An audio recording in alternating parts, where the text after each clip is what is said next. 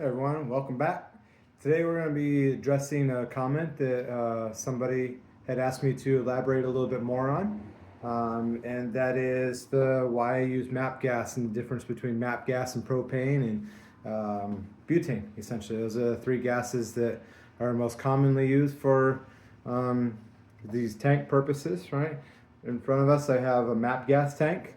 This is the one that I use for a lot of heat shaping. It's for the big torch, and even for some of the small, I wouldn't really say small, it's pretty intense gas, right? So this is a lot for like thicker plastics and things like that. MAP gas burns at about 3,700 degrees, a little more than 3,700 degrees.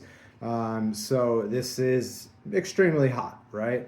Now propane in essence essentially burns at 3,600 degrees, so it's a little bit less intense, right? And then butane is 3,500, almost 3,600 itself, so it's just a little bit slighter than all that even. The idea behind it when I'm using the MAP gas is I want the heat transfer, I want the heat penetration quick, right? And so I don't really want to go with a lower temperature gas. I want to get there as quickly as possible. It's not like we're holding the torch directly on one spot trying to melt it. No, we're not. The idea is we're trying to get plastic, let's say plastic starts melting, starts softening, polypropylene starts softening at about 220, right? And after that, it gets progressively more soft until it starts melting at about like 320-ish, 340-ish, roughly around that point. So what you want to remember is we don't want to take it to the extreme in that range. We want to keep it more towards the part where we just get it soft enough to move the plastic around, right? And so I don't have one of the propane tanks on me because I don't use that. The two gases that I use is going to be this butane canister, and that's what we use for most of these handheld torches here, right? Majority of the ones that we utilize are going to be with the butane. Now that's not to say that we don't have some that are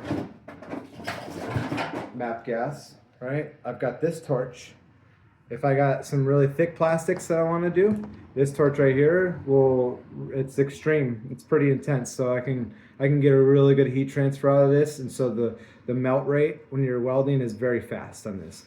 I don't recommend this for beginners.